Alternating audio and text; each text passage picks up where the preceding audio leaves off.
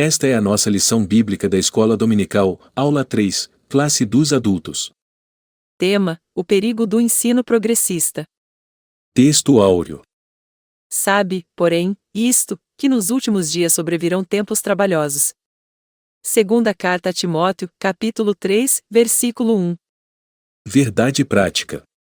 Os ensinos progressistas buscam desconstruir a fé cristã, por dentro, e afastar as pessoas do verdadeiro cristianismo bíblico, tornando-as meras militantes de causas sociais. Leitura bíblica em classe, 2 Timóteo, capítulo 3, do versículo 1 ao 9. Eu vou ler. Sabe, porém, isto, que nos últimos dias sobrevirão tempos trabalhosos. Porque haverá homens amantes de si mesmos, avarentos, presunçosos, soberbos, blasfemos, desobedientes a pais e mães, ingratos, profanos, sem afeto natural, irreconciliáveis, caluniadores, incontinentes, cruéis, sem amor para com os bons, traidores, obstinados, orgulhosos, mais amigos dos deleites do que amigos de Deus, tendo aparência de piedade, mas negando a eficácia dela. Destes afasta-te. Porque deste número são os que se introduzem pelas casas, e levam cativas mulheres nécias, carregadas de pecados, levadas de várias concupiscências, que aprendem sempre, e nunca podem chegar ao conhecimento da verdade. E como Janes e Jambres resistiram a Moisés, assim também estes resistem à verdade, sendo homens corruptos de entendimento, e réprobos quanto à fé.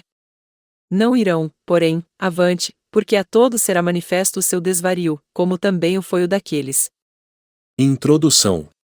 Nesta lição, veremos que os ensinos progressistas enfraquecem a autoridade da Bíblia. Suas heresias propagam que as Escrituras contêm erros, que Deus não é soberano, e que o sobrenatural é um mito.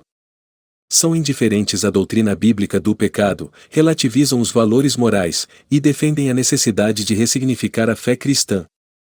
Por conseguinte, seus ensinos progressistas resultam na descaracterização do cristianismo bíblico.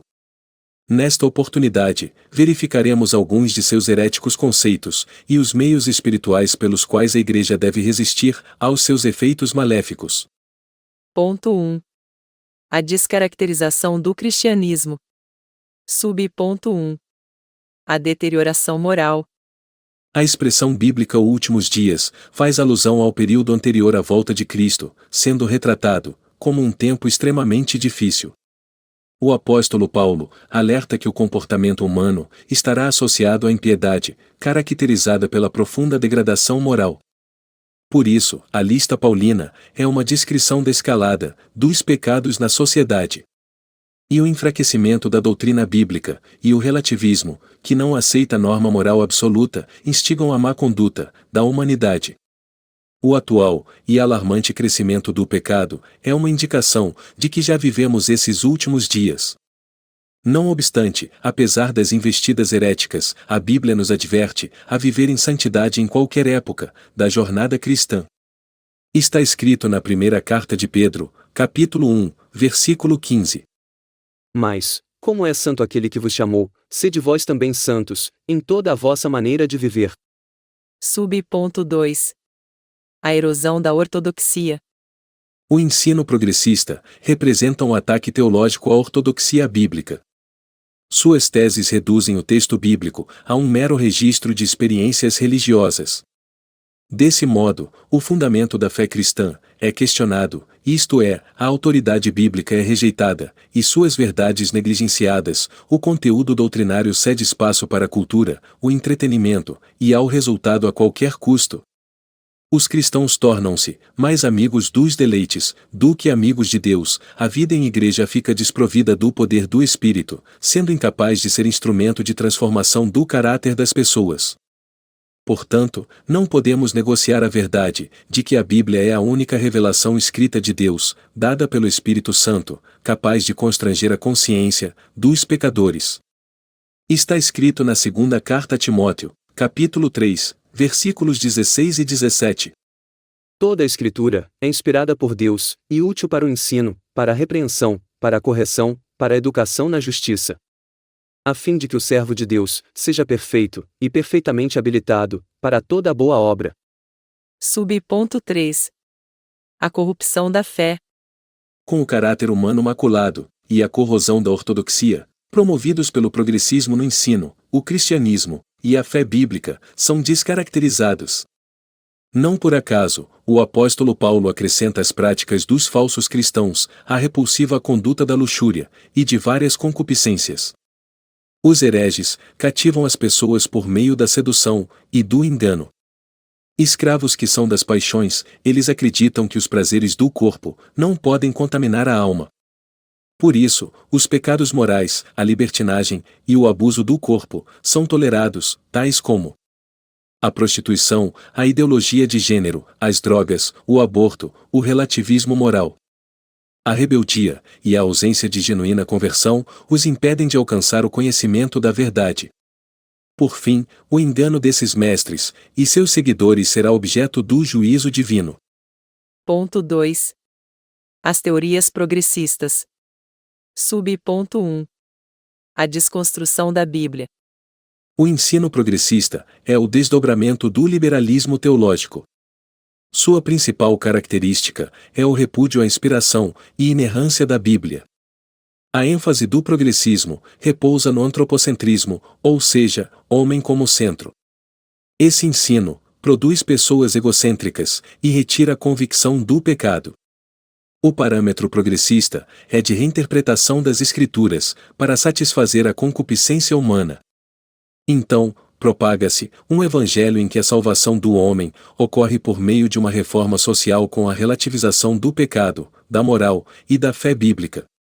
Assim, o termo progressista refere-se às teorias que se distanciam do cristianismo bíblico, em especial na deturpação das doutrinas e dos valores cristãos. Sub-ponto 2. O teísmo aberto. Outra corrente da teologia liberal, progressista, é o ensino do teísmo aberto. Nessa teologia, Deus é limitado, não conhece o futuro em detalhes, não exerce o controle absoluto sobre o universo, e nem sobre a vida humana. Afirma-se que o conhecimento divino das coisas que estão por acontecer depende das ações livres dos homens. Rejeita-se o conceito de presciência, em que Deus sabe todas as coisas antecipadamente. Nessa heresia, Deus foi surpreendido pelo pecado no Éden e forçado a redesenhar a história.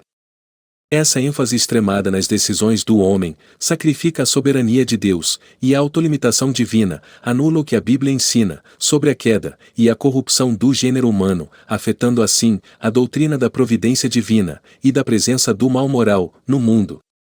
Logo, embora seus postulantes não reconheçam publicamente, a conclusão é bem lógica: se Deus não é soberano, então não faz sentido orar a Ele. Sub-ponto 3. A teologia da demitologização. Em 1958, Rudolf Bultmann propôs um programa de demitologização do texto bíblico. O mito é uma história de caráter religioso, que não tem fundamento na realidade, e que se destina a transmitir um conceito de fé. Para esse teólogo alemão, havia mitos na Bíblia, e era preciso separá-los da verdade. Nesse pensamento, o céu e o inferno, a tentação, os demônios e a possessão demoníaca passam a ser vistos como mitológicos. Até a doutrina da concepção, do nascimento virginal e a promessa da vinda de Cristo são classificados como mitologia. Nessa teologia, a Bíblia só é crível se dela forem extirpados os milagres, os sinais e outras revelações sobrenaturais. Em oposição a esses disparates, ratificamos que a Bíblia é a verdade plena de Deus, atestada pelo Espírito Santo, sustentada pela história e confirmada por milhões de pessoas alcançadas pela fé em Cristo. Ponto 3. Refutando o ensino progressista. Sub-ponto 1. Reafirmando a autoridade bíblica. Em refutação ao ensino progressista, é indispensável reafirmar a doutrina da inspiração divina, verbal e plenária, da inerrante Palavra de Deus, e validar o princípio de sola scriptura, instituído na Reforma, que estabelece a Bíblia como a única regra infalível e autoridade final de fé e prática.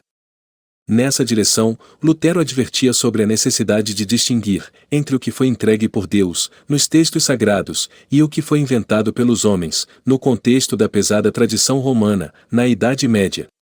Armínio, por sua vez, alertava que a perfeição das Escrituras é solapada quando sua verdade é negada ou reinterpretada.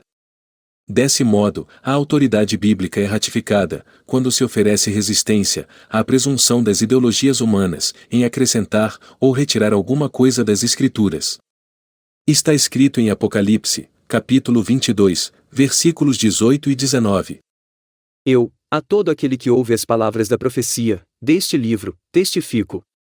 Se alguém lhes fizer qualquer acréscimo, Deus lhe acrescentará os flagelos escritos neste livro. E se alguém tirar qualquer coisa das palavras do livro desta profecia, Deus tirará a sua parte, da árvore da vida, da cidade santa, e das coisas que estão escritas neste livro. Ponto 2. Ensinando as doutrinas bíblicas. A grande comissão, confiada à Igreja, consiste em fazer e ensinar discípulos. Compreende uma ordenança proclamadora e um mandato educacional. Mateus, capítulo 28, versículos 19 e 20. A incumbência é tanto de formação quanto de transformação de indivíduos. É responsabilidade da Igreja evangelizar o mundo e ensinar as doutrinas bíblicas. Em vista disso, Paulo exorta a necessária dedicação ao ensino, Romanos 12, versículo 7. A atividade é essencial para instruir, expor e corrigir o erro. Essa atuação é primordial na transformação da velha natureza, formação do caráter cristão, resultando no genuíno crescimento de uma igreja espiritualmente saudável e doutrinariamente bíblica. Ponto 3.